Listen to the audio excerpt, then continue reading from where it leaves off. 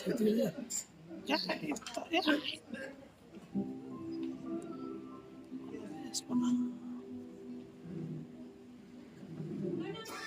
একদম উঠে বসবার চেষ্টা করবেন না। আমি যখন চলে এসেছি তখন চিন্তা কি? মানে আপনার ভরসাতেই তো। হ্যাঁ, আমি কে? সবই ওই অভিমানীর ইচ্ছা। অভিমানী? হ্যাঁ, অভিমানী কবিরাজ। আরে উনি তো রাষ্ট্রপতির ডাক্তার ছিলেন। আচ্ছা আচ্ছা। যামিনী কবিরাজের বাবা। উনি তো ওনার গুরু। আচ্ছা আচ্ছা, বসুন বসুন, আপনি বসুন। মানে আমার স্ত্রী সুরমা। কিচ্ছু বলতে হবে না, কিচ্ছু বলতে হবে না। আমি রমানাথের কাছে সব শুনে নিয়েছি। আচ্ছা মা, তোমার সামনে একটু দেখি তো। দেখি দাও, দাও।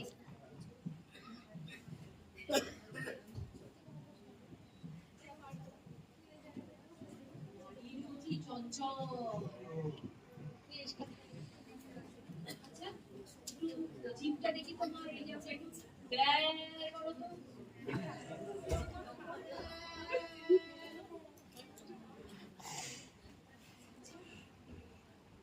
চোখটা একটু দেখি, চোখটা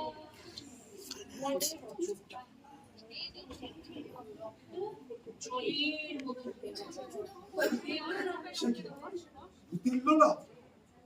ভাগ্যিস সময় মতো এসে পড়েছিলাম। আচ্ছা মা, ধরপর করে এই যেমন ধরো হৃদয়, এই আছে এই নেই, এই আছে এই নেই, এমন ভাব হয় না, তেমন তো কিছু হয় না। হয় মা, হয়, বুঝতে পারো না। ধরার উপোস করো।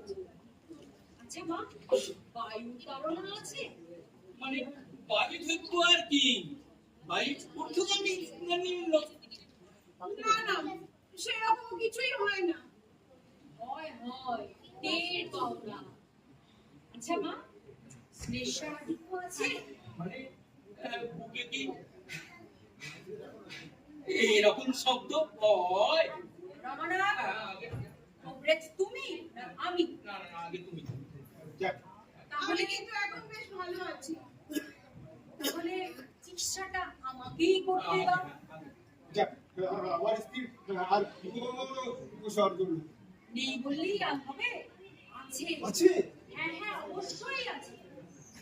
যত জটিল কেস, নারী চঞ্চল, বায়ু কুপিত, শ্লেষাদিক্য, পিত্ত তাড়না, যুবতী বউ, কি হবে মা? কিচ্ছু হবে না। মানে ভয়ের কিছু নেই আর কি। আমি একটা ওষুধ তৈরি করে পাঠিয়ে দেব, আর একটু খাওয়ালেই ভূত পাই পাই করে চলে যাবে।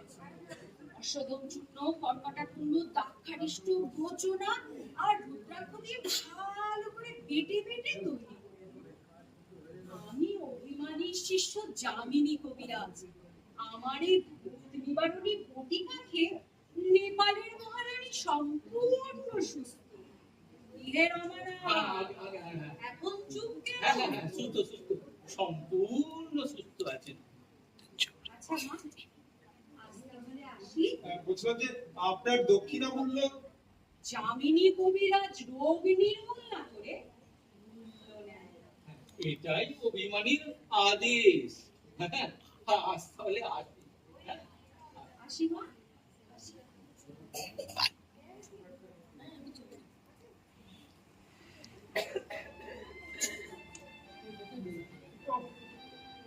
কি অবস্থা হলো না?